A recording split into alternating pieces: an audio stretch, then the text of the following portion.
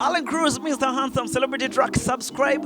And I've been always telling you when you see me putting on this beautiful coat, ngomanya nti emikolo gitanze okubanga gitogira mawulire gaba gasanyu. Alan Cruz alongside the voice Celebrity Track, subscribe to our YouTube channel. Oberengo ogenda maaso n'okumanya biki ebibeerawo mu bulamu bwa celebrity, tuba ne celebrity interviews behind the scene. So bingi nnyo by'oyinza okuba ng'omanya. Lunaku olwaleero tuli wano ku hotel e Natete, mwana muwala Grace Khan agenze mu maaso okubanga agenda okusurprisinga omwagalwa we ali mu Ngambo amanyiddwa nga Kojja Kitonsa. Kojja Kitonsa ono y'omu ku abo abasajja alina ensangi zino we bagamba nti Grace Khan is in love with. So olunaku olwaleero Grace Khan yampise n'angamba, Alan Cruz, come and see how I'm going to surprise my beautiful, my handsome dude, Kojja Kitonsa. So wandabye ku Grace Khan nga yeetala omugole sofa we n'akatuukira ano omugole agamba ayagala kudda waka, kyokka Grace Khan agamba bannange nze nfudde njagala omusajja ajje tukyakuba masimu. But let's find out Grace Khan agenda kujja oba amanya Kojja Kitonsa anaatuukira mu budde oba taatuukire mu budde. Alan Cruz is my name alongside DJ Divosh, MC Divosh, osobola omuyita MC Drops. Wali nnyo okuba ku kamera ng'ensonga zonna zikwasaganya. Don't touch your dial, yeah? We're back. I love you, baby.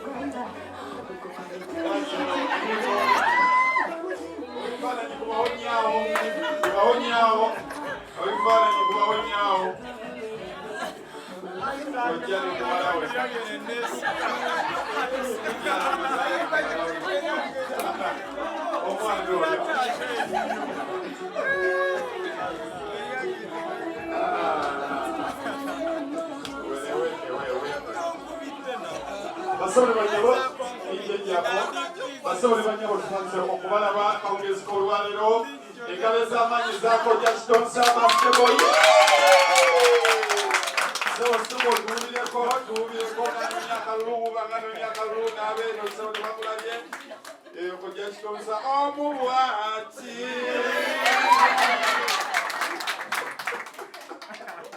Tulinayo mulala nambeemu bbiri paka kwesemba.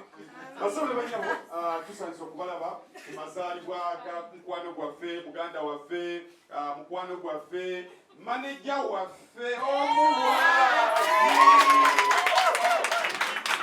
Anayo muyimbi olwo manejige yalinanga abikolire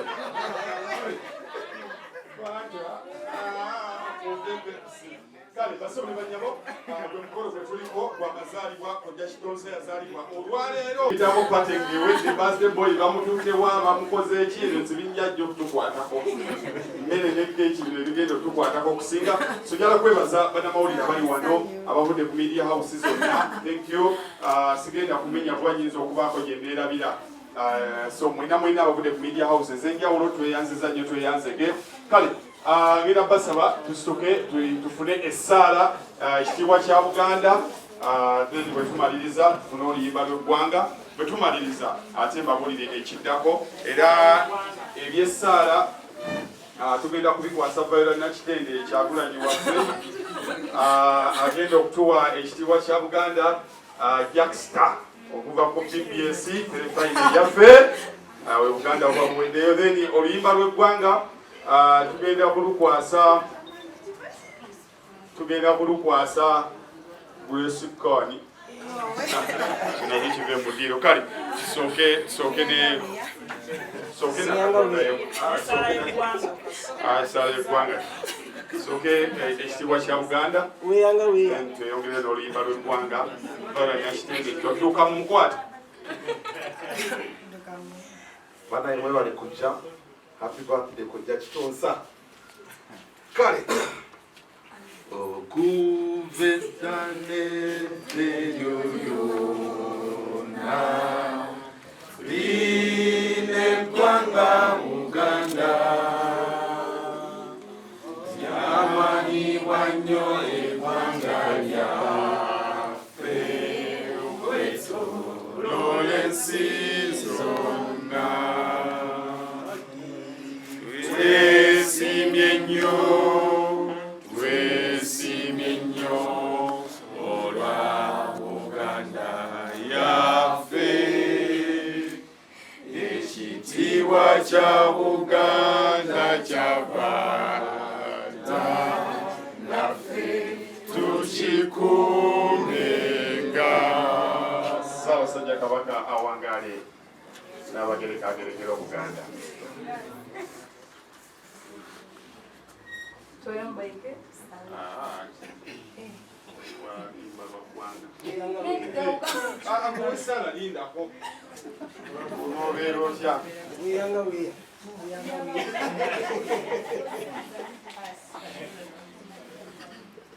Okay, Buganda wenyimba nga Mungu wenye. Oh Uganda, Megona Bozi, we lay our future in thy hands. United, free for liberty, together we always stand.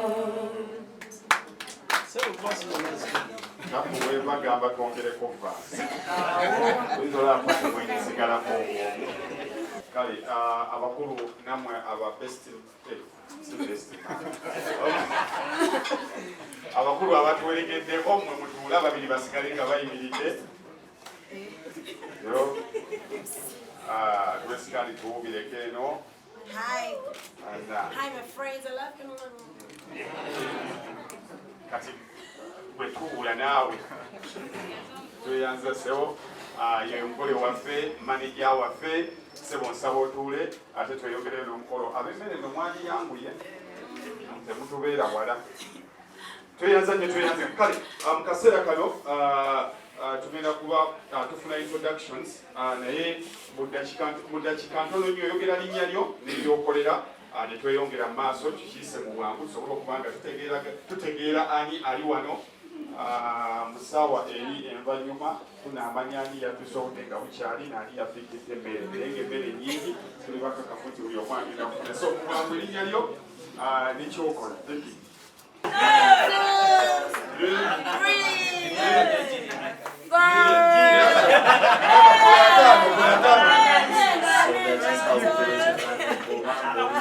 We know we are big boys, so we're dealing with big boys. So I'm going to treat the big boys in a better way. That is only the beginning. Thank you. You are.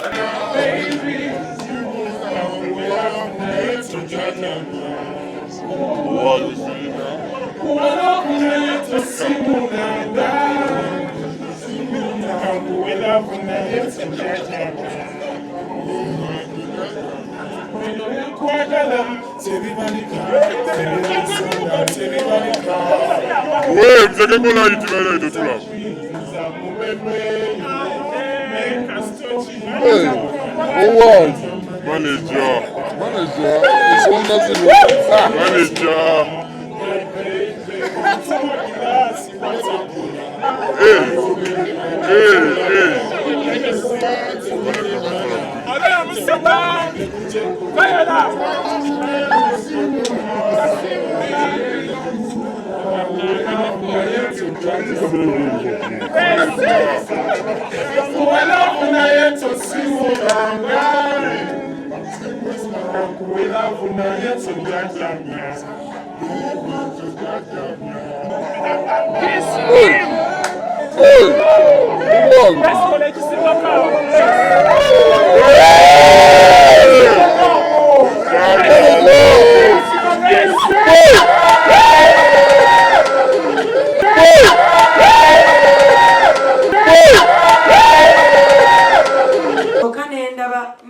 Kojja Kitonsa omusajja ogwo mulaba yanjagala kino nkyogera ku kamera yanjagala nga tenaawona okumanya byennyimba nangamba nyimbiramu I sang before you do anything nangamba Grace mbadde nkumanyi era omuntu gwe nasooka okukubira essimu yali Henry Mwanje kubanga mukwano gwange nnyo ne Viola Nakitende ne bagamba nfunye omuntu agenda okunyambako naye nkoze ntya ne nfuna omusajja oyo era nababuulira nze omanyi amazima gakufulowa eddembe buli muntu asobola okitwala nga bw'akyagala I don't care I don't give a fucking damn as long as I know what I am and what I'm willing to do. I know myself. I know what I can do. Ekisobola kukola. Nafuna Kojja Kitonsa. Bannange byonna byonna mbikoze. We have weaknesses. Buli ali wano tali perfect. Naye mutuufu namulumya omutwe. Naye n'aguma nange. He loved me. You get in all ways. You get. Nga sina kirala kyensona musasula. Nekino kyenyini kyemusasudde olwaliro omukolera pating tekimala. He is a very kind man. He is a good person.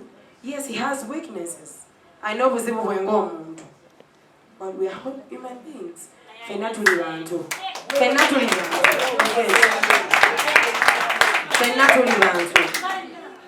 Nebaza nnyo Kojja ne mukulumuwa okubeera ng'olwaliro muleese Kojja Kitonsa wano. Ate simanyi ngeri gye nnyinza musitula wowe okujja wano olwaleero. Era nsaba mwebaze. Nga nfukamidde ku mavivi gange abiri. Nenzanyo ssebo neyanzeege. Buli muntu asobola okukikola nga bw'akyagala. Weebale. Leero nabadde ne show. Nabadde n'ebintu bingi ebyokukola naye nategerera birthday yo. I had to express my feelings to you.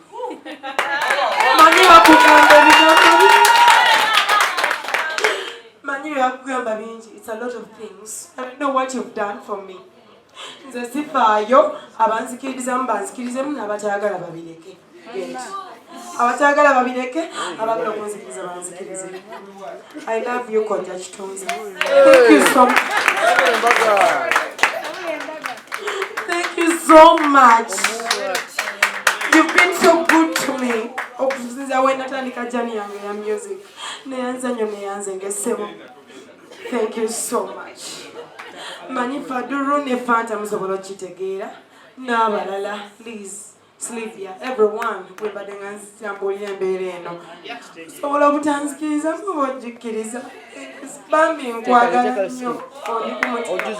Wendiba sikuyambye ndiyamba omwana wo bambi. Bwebale.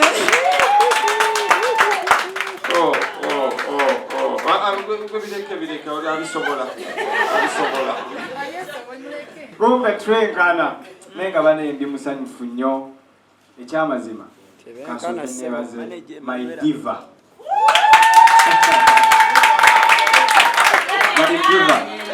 kansooke mwebazeeko nga sinayoga tokaaba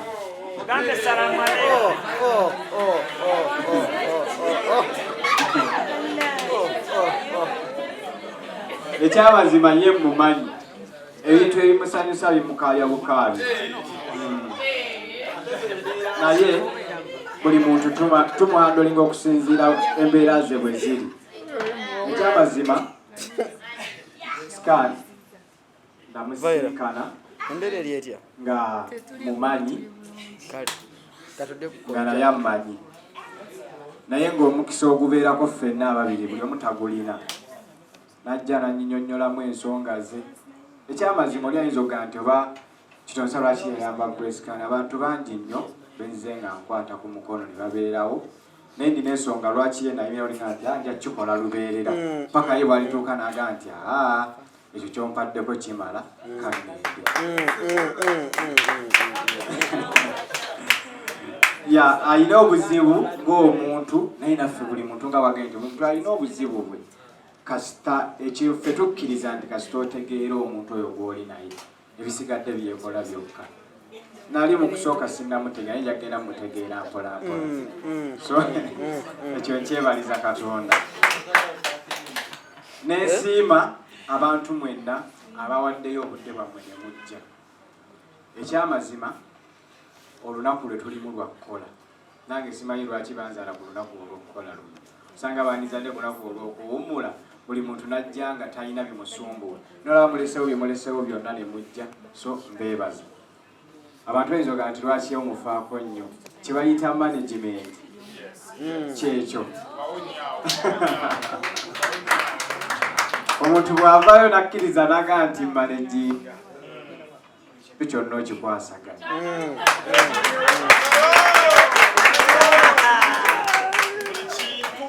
buli kintu kyonna okikwasaganya kubanga eba efuuse bizinesi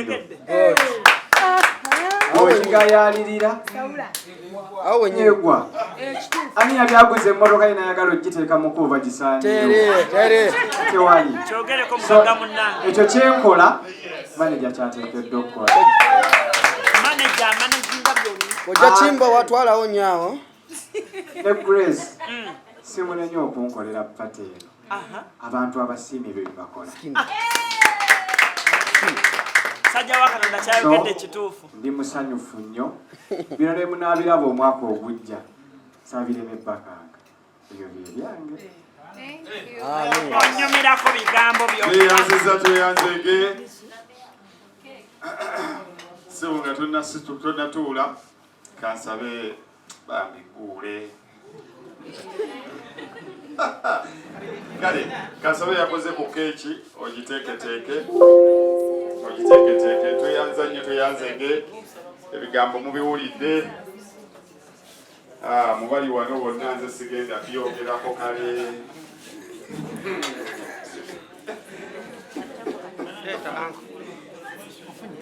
kale basole banyabo right about now we are going to slaughter this cake. Grace yangu wansi tulitebere taiti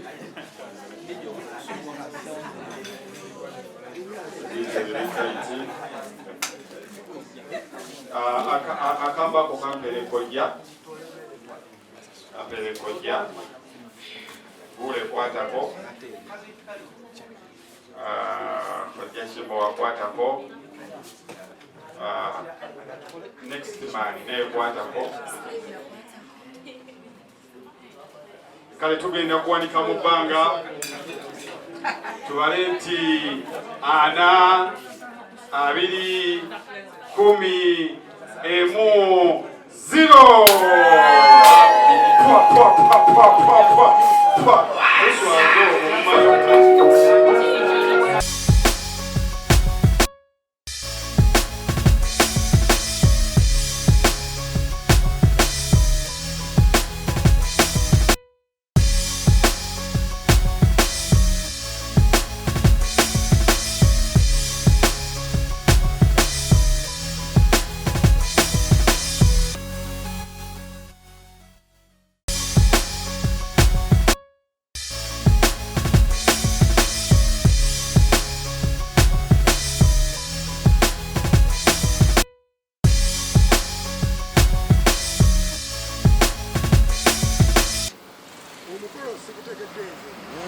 omukolo nange amazima nabadde saagutegedde bulungi kubanga olunaku lwaggulo lwabadde lunaku lwaggulo Grace Khan lwe yazze n'aŋŋamba nti nno mwami Kimbowa jampise taata nangamba taata mwami Kimbowa nkusaba obeerewo ku mukolo nga mutabani wo mukolera birthday party.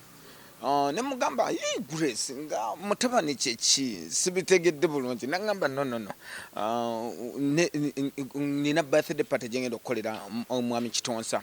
So it is bwe nagenzeeko ne mugamba no njagala kujja ng'omuntu omanyi Grace Khan ye muntu gwendudde bank ngera bwolaba nti najja gyendi nangamba nti no mwami Kimbowa ndi kino ate nekiyinga n'omwana ono yennyini Kitonsa akulidde abadde mikono gyange okumala akabanga nalikooko ng'abeerawo nange okumala emyaka 3. So kyampadde nasose nenneekangamu kubanga gamazima nali nabiwulirako naye nga biri nga mmanyi mbuno bamanager yaŋŋamba no namukubirako okwo. In fact Kitonsa naŋŋamba no nina omwana gwe ndi mu kumanaginga bamuyita Grace Khan naye okusinzira Grace Khan ye approach gye yandeetedde ngendaga ate bansukkawo ku by'okwemanaginga. So mu mbeera bwetyo nange nensalawo nenzija neŋŋamba kambeere ku mukolo gwabwe tewaliwo ko buzibu. Gwo gwansuseewo ge mazima mu kutunula ngo manyi bagamba eriiso ly'omukuba waddugala bwe walaba kyasukkawo mu management. Abaana bano balina eddaala eddala libaatuukako ndowooza baligala bufumbo kubanga nze omuntu gwe nali mmanyi nganze mwami Kimbowa nze nakoma okumanya kubanga abantu babiri Namatovu senga Namatovu ne Kitonsa baali bakola fembi era nga mmanyi mbuno bonga bo bali wamu era kyampanga essanyu nga ngamba abaana ababiri abaali bakola mu kampuni yange bwaba nti nno baagenda ne batuuka essira ne bakola nno beezimba ate nga babadde bonna nti oba bafumbiriganidwa nali nkimanyi nti no kiri bulungi naye kino kyo nga kyo Grace Khan ye nga ye namaze ddo kitegeera nti kati okujjako omukolo guno ogwa birthday bwe guwedde tulindirira kwanjula ge mazima sagala kukweka ggwanga. Anti okusinziira omanyi ffe nkugambye nti okusinziira Grace Khan ekigambo kye yasoose okujja naŋŋamba yaŋŋambye taata mutabani wo ngenda mukolera birthday party kati neŋŋamba nti mutabani ekigambo ekyo kyampadde amakulu amakusifu nga ffe abantu abakulu abaludde mu bino oba otegereddewo nti omwana akugambye nti taata baawange ngenda mukolera birthday party. So nzize nga nina obbagatta nzize nga nina kubagatta bugasi kubanga ekiyampisizza nakitegedde kyabadde kyakundaga mu butongole nti muzeeyi twefuna era twewasa oba tuli ffenna mu mbeera yonna. Amanya nze Gasamuel Joel omwana omuganda owe Uganda omuna Uganda proudly Ugandan and proudly a child from Lubaga South. MP Lubaga South, people power, our power. I think omukolo gubadde very, very nice. Era abategesi babadde very, very coordinated. I want to commend the whole team because by recognizing the heritage in the country, there's been a lot of love. More event. Emmere badde nnungi. The cake was very marvelous. Nakasente sebo ke bataddemu kabadde kanje era nze neebuuza ani ataddemu zino ssente waba Grace Khan akoze omulimu gw'amaanyi ate ne bannamawulire bangi babaddewo. I think it was a very great event. It was really successful to me, for me, my point of view ng'omuntu ategeka ebivulu because si byangu. Definitely nazekulwa Grace, but she told me nti manager we aina birthday, so she invited me this morning nti nzije mubererewo, and I am very glad I found a very good team and n'abantu babadde very nice, and I hope I can meet this team again because there was a lot of love that was shared from all points of corner from everyone.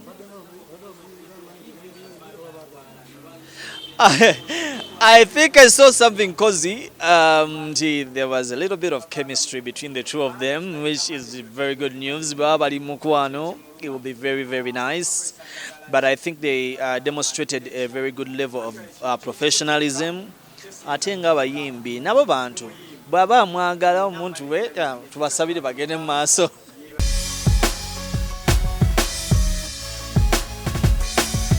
Celebrity track.